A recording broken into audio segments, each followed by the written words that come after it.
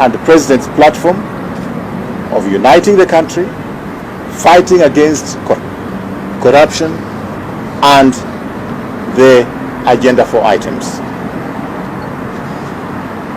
He will no longer be allowed to use the party headquarters to make such statements that are principally for his breakaway faction of the party. It is noteworthy that the party constitution has not given the deputy president or the deputy party leader any specific role of organizing party grassroots elections in collaboration with the MPs he has selected and senators, as emerged from the press conference yesterday addressed by MPs and senators allied to him.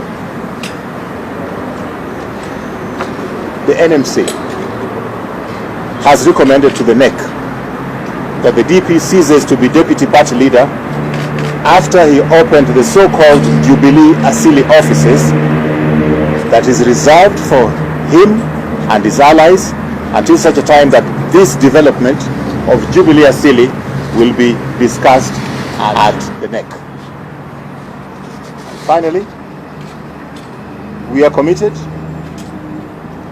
to uniting this country, even as we seek to build and strengthen this party. And as we have said before, this country is more important than even this party. We pledge our support and loyalty to President Uhuru Kenyatta until the end of his term. And we will not countenance any attempted power grab as was witnessed yesterday. I'm going to take a couple of questions. That's the end of the statement. Yes, boss. Yes, my name is Kanganjeroge from Radio Citizen. Inamaanisha kwamba sasa naibu wa rais sio chama wa Jubilee ama mmemtoa kama kamati kuu ya chama, ama mnamaanisha nini?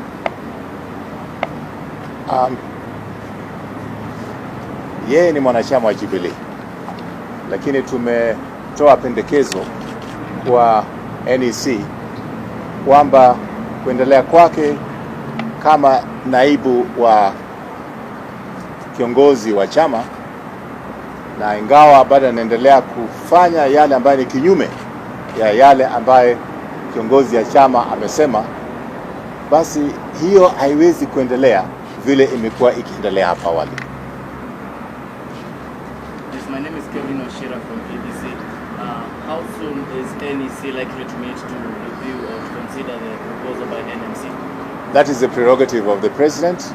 As soon as he has the time, we're going to meet.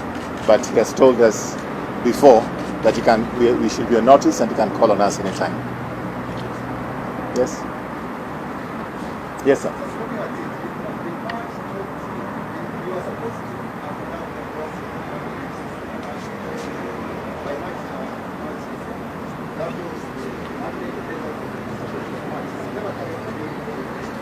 You have to shout a little bit. I can't hear you. Yes, I heard that bit. Yes, you see it. Yes. Yes. Yes.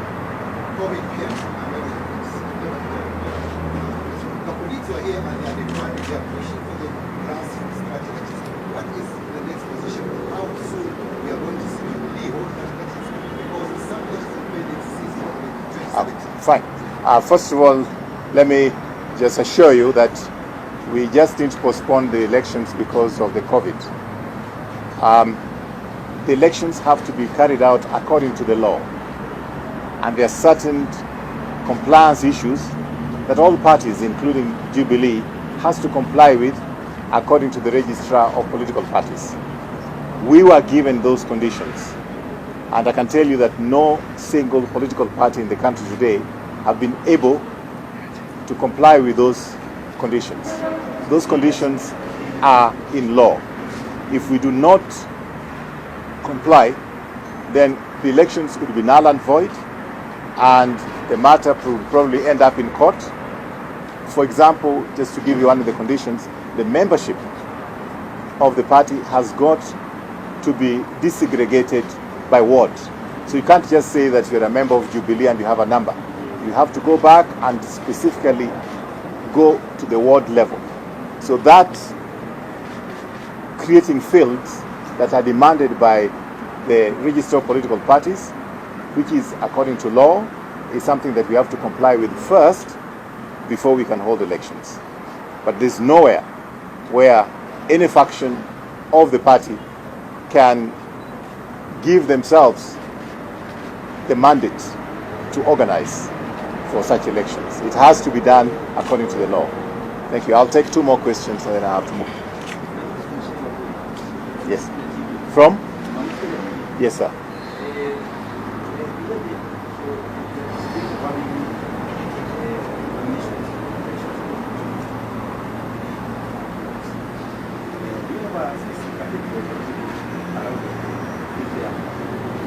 Well, the nominations for the county compositions in each of these specific counties, we have what is called the County Elections Board.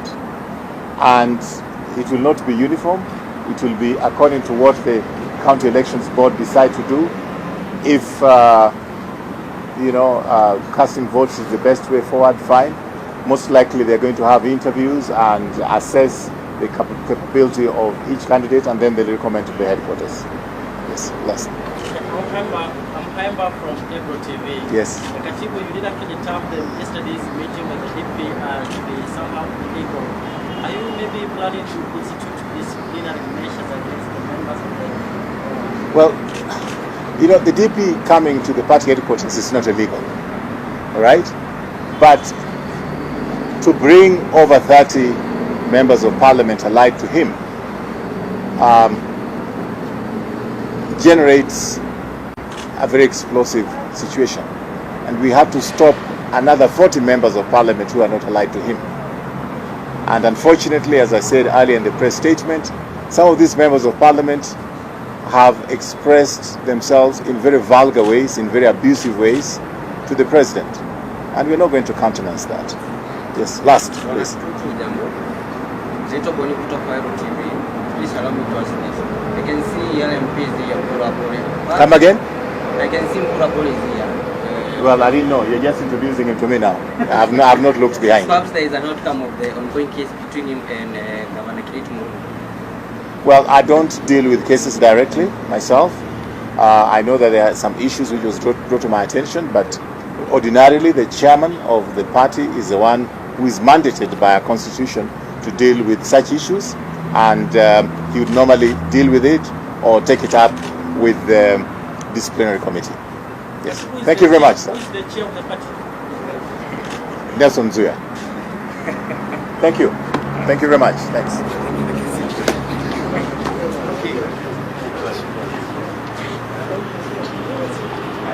Lakini haimba kuona serious.